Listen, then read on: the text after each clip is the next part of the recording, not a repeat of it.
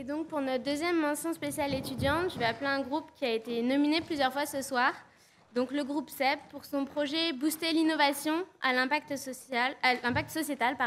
Donc, j'appelle Monsieur Tronchon, directeur développement durable du groupe SEB.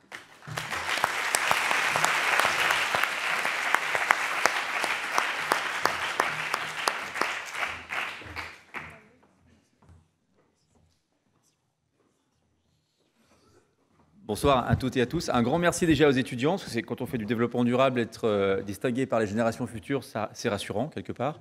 Ça prouve qu'on a envie de continuer. Alors, c'est un projet un peu particulier, je suis content que ce soit celui-là, parce que c'est un projet qui est né d'un collaborateur qui s'appelle Étienne Touvenot.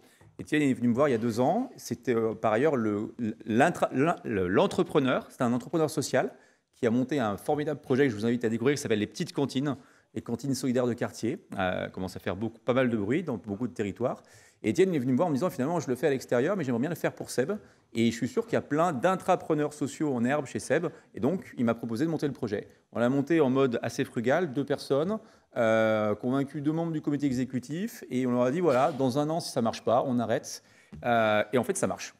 Et 1 an et demi après, il y a 80 salariés qui ont déjà participé à 3 promotions de ce programme BIS qui en fait vise sur 4 mois à expérimenter les outils d'une start-up et à créer un prototype d'un produit ou d'un service qui a un impact social positif, soit social, soit environnemental. Voilà le projet résumé.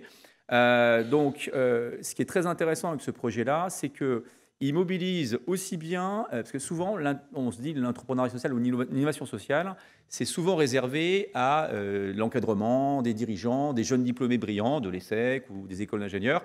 Et en fait, le côté très positif, c'est que participent à ces projets d'innovation sociale dans des promos mélangés, des gens qui ne sont pas cadres du tout, qui sont des employés, qui sont des assistants, des assistantes, qui sont des comptables, qui sont des fonctions un peu de l'ombre de l'entreprise et qui, en fait, à qui on donne la possibilité de s'exprimer sur un projet à côté de leur job pendant 4 mois. Et ça, c'est vraiment intéressant en termes de mixité, en termes aussi d'attractivité, mais aussi d'image employeur, parce que c'est quelque chose qui résonne énormément auprès des jeunes diplômés qui postulent chez nous. Un projet donc, qui mélange les aspects, tous les métiers, et aussi un projet qui mélange tous les âges. Je le dis aussi, souvent on dit l'innovation sociale, c'est les millennials. Non, ce n'est pas que les millennials. Ça intéresse les gens même à 55 ans, même à 60 ans. On a envie de changer le monde et on a envie de donner du sens à son travail.